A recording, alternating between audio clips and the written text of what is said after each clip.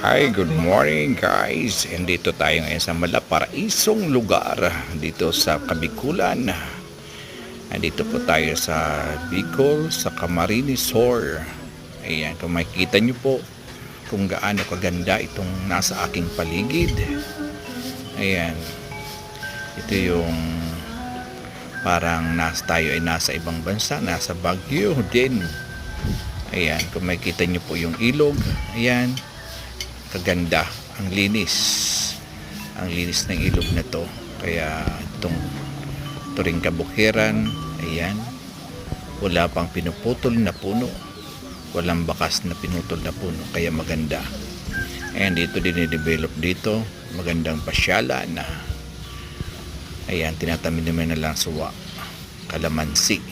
Ayan, thank you very much for watching.